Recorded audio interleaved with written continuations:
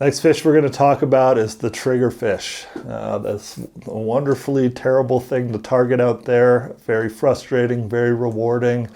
And at the end of the day, you should get at least more than one shot. So keep your chin up and keep trying. That would be my one piece of advice for you on these guys.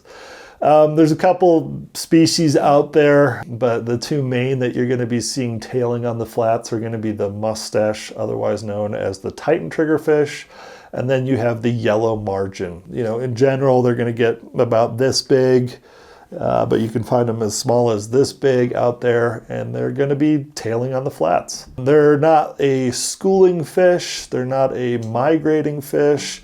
They typically have a home, so like a coral area that they come in and out of every day when the water's right, and they're going to get up on the shallows and start tailing to feed. They eat a lot of different things, anything from crabs to fish to shrimp to coral to you name it. So they're quite inquisitive on all things that wiggle, and certainly a lot of weird flies have worked in the past for them. We're going to stay away from the flies, but talk a little bit more about the presentation of them, because you should certainly give these things a try while you're out there. So in a very classic setting, you're going to see a tailing triggerfish. So let's call the water this deep, and you're going to look ahead and you're going to see this bright colored tail come up, and it's going to twitch like this, then drop back down.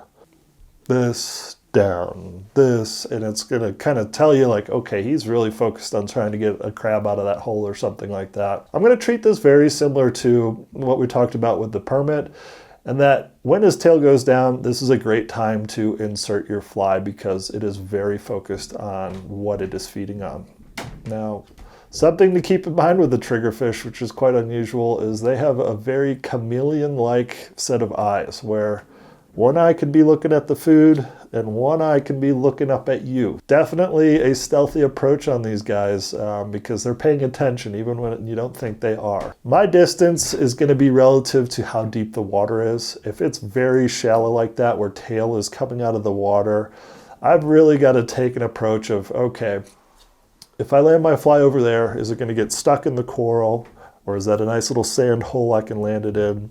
Is he going to be able to swim into that shallow of water if he likes that fly, or is it too shallow where he won't go up there? I'm going to start with, again, like a 3 to 4 foot lead.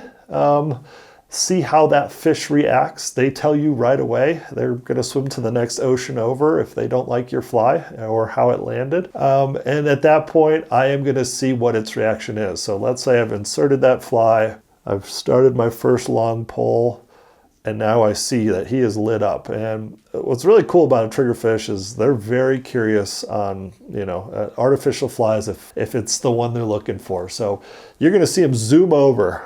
They have quite a funny little wiggle to come over and inspect your fly. And they're going to race right up to it and kind of stick their head up on it. And they might start chewing on it. It is pretty classic. They like to kind of injure their prey before they eat it. Often you'll get a fly back that's been bit on and it's missing its eyes and its claws, and you just have the body of a crab and one leg sticking out sort of thing. So again, classic situation with these guys is you're going to be pulling, they're going to be nibbling, you're going to be pulling, they're going to be nibbling. So important to keep that tension.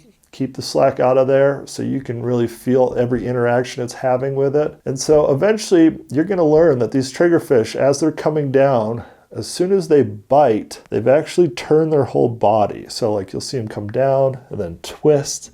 And that's just orienting their little mouth so they can grab the crab on its side and then really chomp on it. At that point, I'm going to follow through with a longer strip and hopefully get some purchase. They have a armored mouth, essentially big human-like teeth, and it's really hard to hook them, so often you'll pull this and you don't hook them, and then the fish is looking and it'll come back and look for it again. So play with your strips a little bit. Long and smooth usually works great, but sometimes little ticks, just like little 3-inch ticks.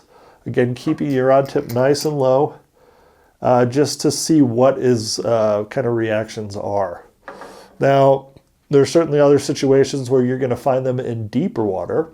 And now we got to pay a little bit more attention with the current because this can be to your advantage. So let's say you've now found triggerfish in knee to waist deep and they're still actively feeding. You can see them sitting in one spot. Pay attention to the current that's happening, because it can actually swing your fly right into the fish, and that means you can cast a little bit further away. So it's almost like you're fishing a river at times in the Seychelles with the bigger tides, and you'll cast, let's call it upstream, and as that fly is settling, you can kind of throw a bend or just angle your rod tip in such a way so it doesn't swing too quick. But now that fly is dropping through the column right into the fish's face, and at that point you can continue with those long, slow slides. You know, if you have the opportunity of finally gaining purchase with your hook in a triggerfish's mouth, the journey has only just begun.